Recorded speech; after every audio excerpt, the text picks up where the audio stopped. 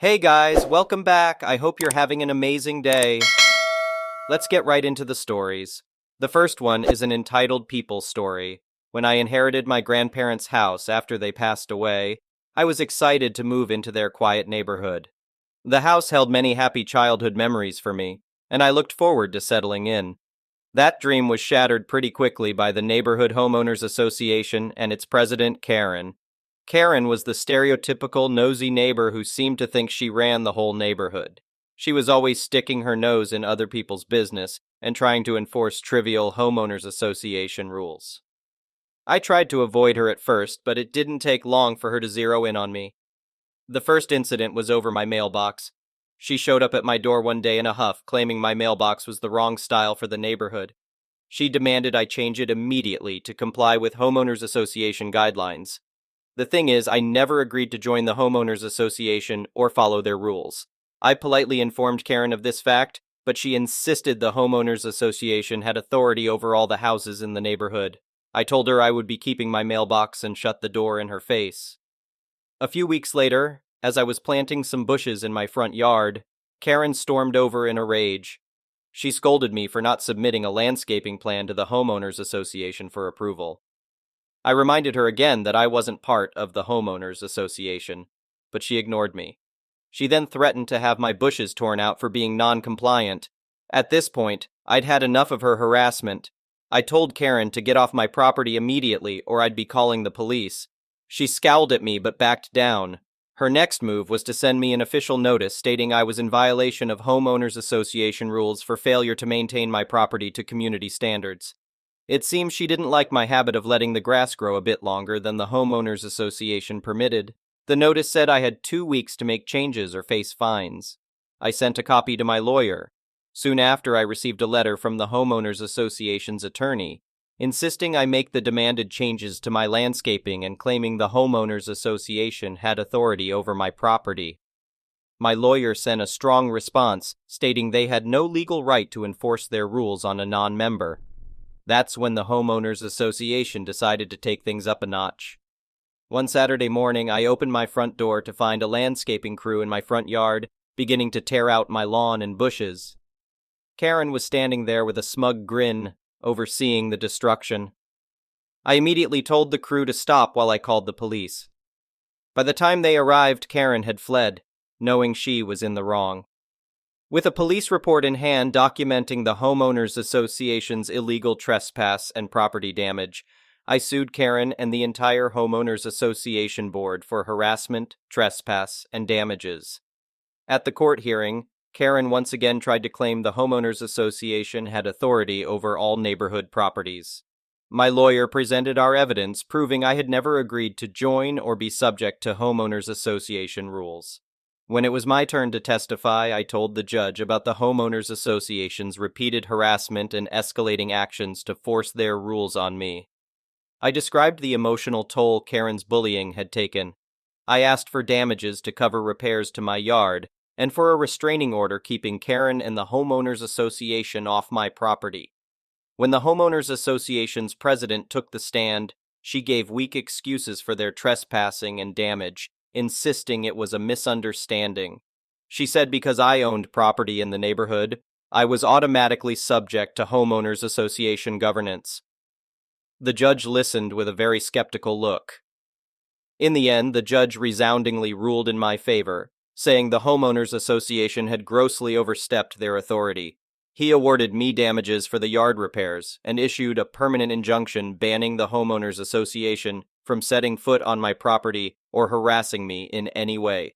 Karen was furious at the verdict. As we left court, I gave her a smile and a little wave. I think that gesture just infuriated her more. The judge's ruling sent a clear message. The homeowners association is not all-powerful, despite what they want people to think. If you stand up to their bullying, you can win. I'm just glad I knew my rights as a non-homeowners association member and had the law on my side. Now I can finally relax and enjoy my new home in peace, without Karen's interference. The next one is a pro-revenge story. So this past Christmas, my missus and I purchased one of our 9-year-old son's Santa gifts from a certain UK sports retail company that also have many stores here in Ireland as well. It was a football rebounder. Kinda like a trampoline that you kick the ball at and it bounces back to you. Anyway, we purchased it from their Irish website and thought nothing more of it. A few days go by and we get a notification from a certain brown uniformed courier company that there are customs charges due on something, and as you can imagine, we've bought many things for the kids, so we had to double check what we've ordered and we didn't have anything left that was being imported, so we naturally assumed it was a scam. So I told the wife to call the company and find out who shipped it, and it was a different courier company based in the UK. After a bit of digging and investigating, it turns out that it's our rebounder. They had shipped it from the UK via a local carrier to the brown uniform guys to deliver to us. Now, my wife and I are both on disability, so an additional charge of almost €50 when you're both already on a fixed income is harsh, especially at Christmas. So I told her to pay it and I'd deal with the retailer. The first day I called, I had to call 3 times, being stuck on hold for at least 20 minutes each time. But I was patient and polite because I've worked in a call center before, so I knew those people are only doing their job. But I asked to speak to a manager and was promised a call back each time that never happened. The second day was quite similar. The third day I was starting to get annoyed, so called back, waiting even longer on hold, and finally wasn't taking this crap any longer. I told the rep that all I wanted was the €50 back because our consumer rights in Ireland dictate that a person must be informed of any additional charges on a purchase, at the very latest, by the final checkout screen. And in this case, there was nothing to show that, and I could easily replicate that issue by putting the same item in my basket and going all the way to the checkout screen again, and there was nothing saying we'd have to pay import charges. The rep was indifferent to the situation but tried to help, and what he said sent me over the edge. He offered me a measly €20 gift voucher to use on their website, but more importantly, he read a statement to me. He said, "We advise our customers that there may be DDU charges, delivery duty unpaid, that is customs charges, on any item that gets shipped outside of the UK. Then I asked him where it states this information, and he paused, then said he didn't actually know. I said, well, I know one thing, it doesn't say it anywhere on this transaction because I've checked, and because this is a violation of my consumer rights, I'm going to give your company one last chance to make this right. Have your manager call me within the next 60 minutes, or I'm going to post this entire debacle on LinkedIn and link every senior officer in your company." Then I hung up the phone and waited. Yet again, no call. The next day I went on LinkedIn and followed through on my promise. I created a post detailing what they had done by sticking us with hidden charges and that they were ignoring our requests for a manager and everything they said and did. Then I tagged every senior officer at that company from the regional managers through the European directors, all the way to the CEO, and I shamed them for how they operate their company. This, ladies and gentlemen, was now an act of war. Shortly after I posted that, I noticed that they took down the item from their website in an attempt to hide this, but they must have thought in a simpleton that doesn't understand how the internet works. They didn't realize that when you searched for rebounder on their site, that it shows the item in question, so I took a screenshot of that, then another of the item page that was now missing. But then I did a Google cached search for the same page and found a version from 2 days prior, happily showing the item. Then I added a comment to my original post highlighting how they were trying to hide it with the evidence and trolling them for their heinous behavior, especially at Christmas. Then I tagged and shamed all the senior officers again, and at this point it was really starting to get some attention, not only publicly, but 3 people in incognito mode viewed my profile. I wonder who they could have been? So naturally, I took a screenshot of the 3 mysterious visitors listed on my profile and did the same thing, commented on my own post highlighting it and trolling them for their incompetence. The next morning, I got a call from a senior exec at their head office in the UK, practically licking my boots with apologies, asking what she can do to make this right. I told her I originally only wanted my €50 back as it wasn't fair, nor even legal, that I had to pay it. But since I had to go to such lengths to get their attention now, I wanted my €50 back, a full refund on my entire purchase, and I wanted to keep the product. That was the only thing that would make this go away. She asked for a couple of hours to fix it, and I said okay. About an hour later, I got another call from her again, apologizing. She asked for my PayPal address where she sent the €50, then she refunded the whole purchase. And she let us keep the product. Obviously, I thanked her for her help because at that stage I was just happy it was over. But I'll be ducked if I'll let anyone walk all over my family, even if they are a 58 million pounds annual company. The most of the story here is don't take bullcrap from anyone. I may be just one man, but my son's view of Santa is far more valuable to me than the opinion of some retail chain that doesn't care about its customers, nor how it operates ethically. The next one is a petty revenge story. I stumbled across this subreddit and decided to share a story of petty revenge from my youth. 14-year-old me was a menace to society. She had her fair share of respect for authority and rules. But if you tried to impose a ridiculous rule on her, and she found the tiniest of loopholes, she'd exploit it to kingdom come. Set the scene. I'm in middle school and it's almost Easter, so every class is putting up a kiosk for a bazaar. You're allowed to sell anything, legal obviously, crafts, pastries, art, etc. My class wants to make some money to fund a trip. I've always liked cooking and making desserts, so I offered to make crepes for us to sell. I get up at an ungodly hour every morning and make them to make sure they are fresh. I wear gloves and a hairnet and make sure to sanitize everything to ensure it was safe. A classmate brings bananas because his dad owns a grocery store. Someone else brings honey their relative sent to them because they live in a rural area, etc. You get the point. Team effort. We are up and running in no time and making mad bank. At lunch break, we always have a huge queue of kids waiting to buy our crepes. Unfortunately, that means that the other kiosks aren't getting as much business. We are on good terms with most of the kids from the other kiosks, and they are chill about it. One kiosk has more traffic than others because they are giving out 2 homemade cookies with every purchase.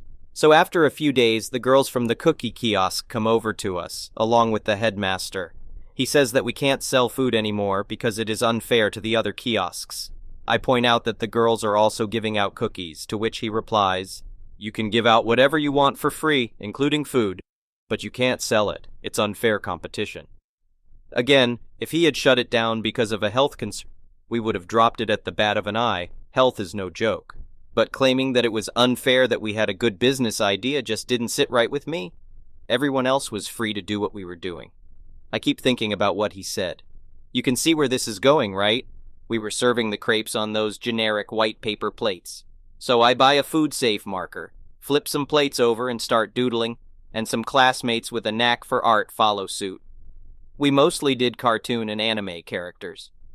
Then I hang some plates up around our kiosk and change our sign to cartoon character art 2, currency sign apiece, plus a crepe of your choice with every purchase. And we are back in business. Just like clockwork, the cookie kiosk girls are back at our kiosk with the headmaster again the next day. "I thought I made myself clear," he says. "You did, sir," I reply and point at the sign. After a long silence, a calm facepalm, and a long "I don't get paid enough for this" sigh, he relents and I give him a crepe on the house. He also suggested I become a lawyer. The next one is a malicious compliance story. First, some background. I own a tanning salon, and it is open from 9 a.m. to 9 p.m. every day. There are usually 6 girls working part-time there, and the pay is $12 an hour, plus cash commissions on the things they sell. Packages, lotions. It's worth noting that it's a small non-chain business in a college town. All of the paychecks are kept in a drawer, in individual envelopes with the employees' names on them taped shut. They pick up their envelope on payday, and it has worked well except for one instance. One employee decided to open everyone's envelopes to see their pay, and she was livid that one girl was getting paid $2 more an hour. Instead of just asking me about it, she decided to blast the employee group chat and accuse me of ripping them off, etc. Before you think the same thing, it's worth noting again that this is a college town with all college-age workers, which for my particular salon it has meant it's very hard to consistently have someone who wants to close weekends. They are all usually going home, have plans, want to study, etc. I try to be super accommodating and I work around everyone's schedules to the best of my ability. If someone says they cannot work, I do not ask questions. I just accept it and plan accordingly. So the reason this girl made a little extra was because she offered to close both days every weekend because she didn't mind. She didn't want as many week hours, so I offered to pay her a little extra because it was so difficult a lot of the times to schedule that. Plus, those 2 days can be a little slow, so commissions are usually not as good. I guess the girl who snooped never bothered to look at the schedule to see if there was maybe a reason that girl made a little more, even though she really didn't because she worked so few hours. Cue malicious compliance. I explained the situation to all of the girls. I told the snooper that since she was right, totally a rip-off, I would make sure to fix it. I started scheduling both the snooper and my weekend closer every weekend night for the next 3 weeks. I really only needed one person working, but I had done a terrible wrong that needed to be made right. At the extra pay for the snooper, of course. I would have done it longer, but she apologized and said she was totally fine going back to how it was because she wanted her weekends back and the extra pay wasn't worth it. I guess we could have decided that together if she had just talked to me in the first place instead of jumping to conclusions. First, some background. I own a tanning salon, and it is open from 9 a.m. to 9 p.m. every day. There are usually 6 girls working part-time there, and the pay is $12 an hour plus cash commissions on the things they sell. Packages, lotions. It's worth noting that it's a small non-chain business in a college town. All of the paychecks are kept in a drawer, in individual envelopes with the employees' names on them taped shut. They pick up their envelope on payday, and it has worked well except for one instance. One employee decided to open everyone's envelopes to see their pay, and she was livid that one girl was getting paid $2 more an hour. Instead of just asking me about it, she decided to blast the employee group chat and accuse me of ripping them off, etc. Before you think the same thing, it's worth noting again that this is a college town with all college-age workers, which for my particular salon it has meant it's very hard to consistently have someone who wants to close weekends. They are all usually going home, have plans, want to study, etc. I try to be super accommodating and I work around everyone's schedules to the best of my ability. If someone says they cannot work, I do not ask questions, I just accept it and plan accordingly. So, the reason this girl made a little extra was because she offered to close both days every weekend because she didn't mind. She didn't want as many week hours, so I offered to pay her a little extra because it was so difficult a lot of the times to schedule that. Plus, those 2 days can be a little slow, so commissions are usually not as good. I guess the girl who snooped never bothered to look at the schedule to see if there was maybe a reason that girl made a little more, even though she really didn't because she worked so few hours. Cue malicious compliance. I explained the situation to all of the girls. I told the snooper that since she was right, totally a rip-off, I would make sure to fix it. I started scheduling both the snooper and my weekend closer every weekend night for the next 3 weeks. I really only needed one person working, but I had done a terrible wrong that needed to be made right. At the extra pay for the snooper, of course. I would have done it longer, but she apologized and said she was totally fine going back to how it was, because she wanted her weekends back and the extra pay wasn't worth it. I guess we could have decided that together if she had just talked to me in the first place, instead of jumping to conclusions. The next one is an entitled People Story. This all happened almost 10 years ago, but after spending all morning reading stories on this sub, I felt like sharing my own experience. For years, early 30s at the time, was close friends with Brittany, same age as me. Brittany and I had gone to college together, gone on trips together, and were pretty much inseparable. She had always had a bit of an entitled streak to her, but it was never anything drastic. She usually kept it restrained to things like being the only one to pick which restaurant our group of friends went to or having her seat in each friend's home. Annoying, yes, but pretty mild overall. Then, Christmas hit. A mutual friend of ours decided to hold a Christmas get-together for our large, extended friend group, which included both me and Brittany. This friend, Mary, had recently gotten married and bought a new house with her new husband, Matt. Mary's wedding had been a small, private, family-only affair.